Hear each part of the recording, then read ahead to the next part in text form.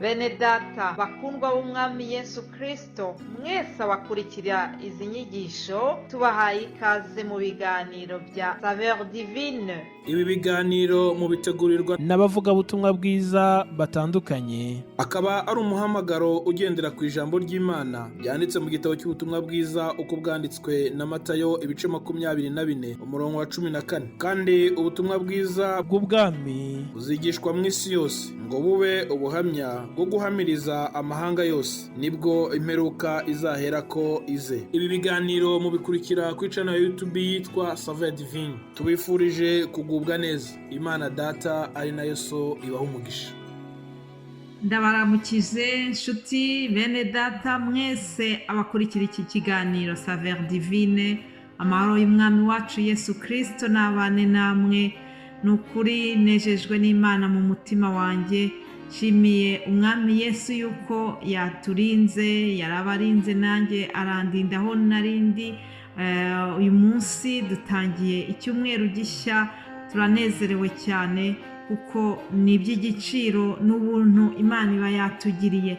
Hari benshi baba batashye, ariko kuba tugihumeka, kuba dushobora gukomeza kuvuga tuvugira Imana yacu, ibyo ni ukuri n'ishimwe rikomeye. Ndayishimiye kandi ndashimira Imana kubw'uburyo bwiza yatanze bwo kugira ngo itumanaho ryorohe, kugira ngo mbe ndi hano aho ntuye muri Belgique nkashobora kuvugana namwe aho muherereye mu mpande zose z'isi.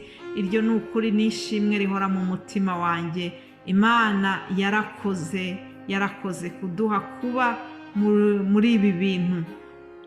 Reka rero tudatinze tugiye kwinjira mu ijambo rizatuyobora iki cyumweru cyose. Tuzavuga ku mwuka wera. Umwuka wera ni umwe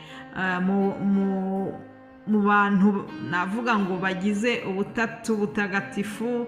Muzi neza yuko Imana yacu yiyerekana mu buryo butatu: Imana Mwana, Imana Data wa twese yaremye isi n'ijuru, hanyuma Imana Mwuka Wera, la Trinité, la Sainte Trinité nk'uko babivuga mu Gifaransa. Iki cyumweru rero tuzavuga ku Mwuka Wera. Ni ikintu gikomeye cyane, ni sije ndende, tuzayivugaho ngira ngo ibyumweru nka 2, kuko ni byiza yuko tubabwira neza ibyerekeranye n'uyu Mwuka Wera. Ariko ndagira ngo mbanze mbibutse yuko uyu Mwuka Wera ari isezerano Yesu yari yarasigiye abigishwa be. Iyo dusonye muri Yohana 14 ku murongo wa 15, tubona ijambo rivuga ngo Yesu abasezeranya kuwoherereza Mwuka Wera. Haravuga ngo nimunkunda muzitondera amategeko yanjye, nanjye nzasaba Data, nawe azabaha undi mufasha wo kubana namwe ibihe byose. Niwe Mwuka w'ukuri. Ntibishoboka ko ab'isi bamuhabwa kuko batamurora kandi batamuzi, ariko mwebweho muramuzi kuko abana namwe kandi azaba muri mwe. Haleluya. Umva rino jambo nkunda cyane ryo kuri 18 rivuga ngo sinzabasiga nk'imfubyi, ahubwo nzaza aho muri. Haleluya. Hasigaye umwanya muto, ab'isi ntibabe bakimbona, ariko mwebweho muzambona, kuko ndiho namwe muzabaho. Imana yacu ni ishimwe cyane ngo kuko ariho natwe tuzabaho. Ntabwo Yesu rero yazamutse ngo adusige nk'imfubyi. Isezerano ry'Umwuka Wera ryarageze. Ku munsi wa 4 twizihije icyo bita Ascension, kuzamuka kwa Yesu asubira mu ijuru. Hanyuma turi kugenda noneho twegera uwundi munsi ukomeye, umunsi wa Pentecote, kuko iri sezerano maze kubasomera umunsi warageze nyine, Umwuka Wera aramanuka. Imana ishimwe. Yesu rero yari yasize avuze yuko azasaba Data kugira ngo atwoherereze undi mufasha nk'uko twabisomye muri iri jambo. Umwuka wera ni umufasha wacu. Umwuka wera ni umfasha kugira ngo nshobore kubagezaho ubu butumwa maze iyi myaka 2 n'igice mboherereza. Ntafite imbaraga za mwuka wera ntabwo nabishobora. Hanyuma Yesu aravuga ngo uwo azabana natwe kandi ngo azaba muri twe ibihe byose. Imana ishimwe. Ngo ni umwuka w'ukuri. Uyu mwuka ni umwuka w'ukuri kandi ngo ntibyashoboka yuko ab'isi bamuhabwa. Ndagira ngo mubwire ko umwuka wera wagenewe abantu badasanzwe, abantu bakiriye Yesu Kristo mu mutima wabo. Ntabwo ushobora kumuhabwa mu gihe utemera Imana, mu gihe utagendana na Yesu, mu gihe utamaze kuvuka bwa kabiri. Wabana nawe se gute? Ijambo ry'Imana ryatubwiye ngo ntibishoboka ko ab'isi bamuhabwa. Ntabwo bishoboka. Hari ikintu kibanziriza guhabwa uwo mwuka wera, ni ukuba warakiriye Yesu Kristo mu mutima wawe ukamwemera nk'umukiza wawe. Mwuka wera rero ni iterambere ry'umukristo, nicyo cyerekana yuko umukristo agendana n'Imana. Ni ukuri umwuka wera afite ibintu byinshi akora mu bugingo bwacu. Ndagira ngo mbabwire yuko umwuka wera ari we uhishura ibyaha biturimo kandi akadutera n'inyota yo kubyihana. Muri kamere y'umuntu ntabwo ajya yemera yuko yakoze ikibi, ariko iyo umwuka wera yagukozeho akakugenderera bituma uca bugufi maze ukihana. Mbese mwari muzi yuko umwuka wera ari uduha ubuzima nk'abakristo? Ni ukuri tudafite umwuka wera twageraho tukamera nk'abapfuye. Burya umuntu udayoborwa na mwuka, umukristo utemerera ko umwuka wera amukoresha, ashobora gupfa mu buryo bw'umwuka. Mbese mwari muzi yuko burya umwuka wera ari nawo uduha kwizera?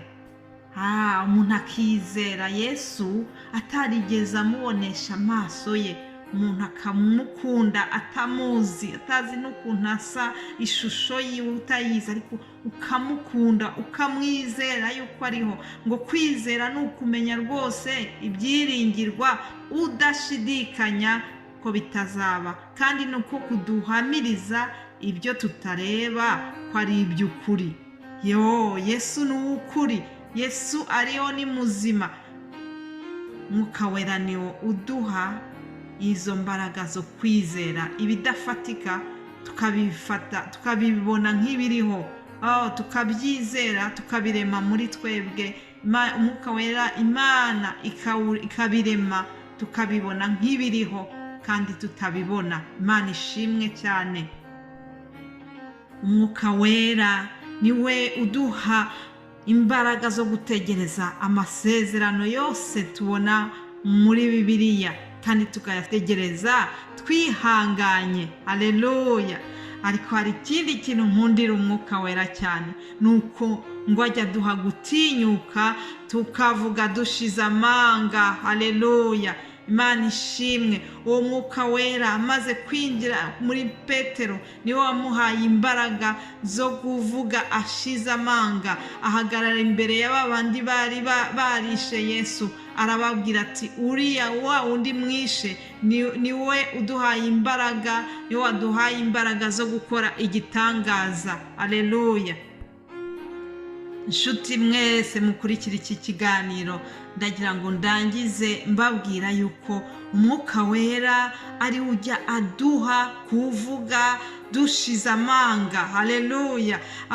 Igitabo cy'ibyakozwe n'intumwa harimo ingero nyinshi twatanga. Tubonye mu gice cya 4 tubona inkuru y'ukuntu ngo Petero na Yohana bavuze bashize amanga.